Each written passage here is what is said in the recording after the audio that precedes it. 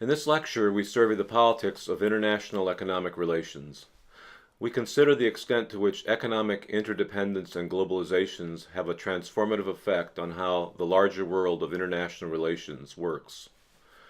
We begin with an examination of realist, liberal, and neo-Marxist perspectives on the global economy.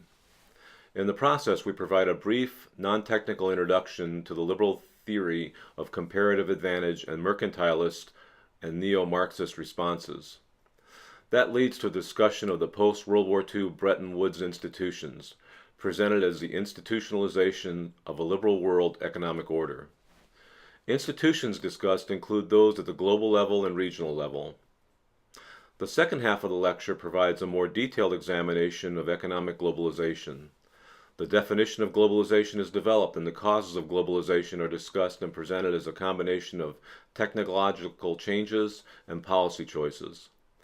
Then attention turns to the economic and social impact of globalization and the debate between its supporters and critics.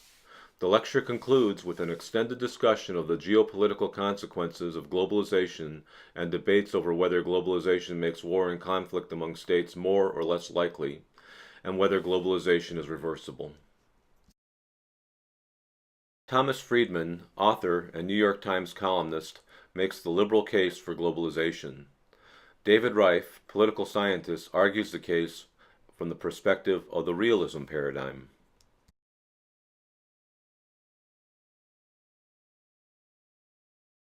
Let's focus on the three paradigms that have the most to say about the global economy: realism, liberalism, and neo-Marxism.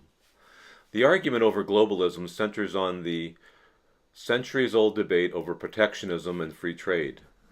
Realists, who advocate protectionism, are in favor of the accumulation of national wealth through a trade surplus, that is, exporting more goods than are imported. They believe that the economy is a zero-sum game, that every gain for one country is a loss for another. This approach requires governments to protect national industries and businesses from foreign competition through protectionist means like tariffs, which are taxes levied against foreign goods and services. Also non-tariff barriers like quotas and subsidies, grants of monies and tax breaks to domestic producers. Protectionism has a powerful political appeal. A good example of this is the Iowa caucus, where support for ethanol subsidies for corn was favored by Iowa's agricultural lobby and was an issue among Republican voters. Now for the liberal paradigm, and please don't confuse this with modern political liberalism. Adherents of the liberal paradigm argue that government should not interfere with the free flow of goods and services across international borders.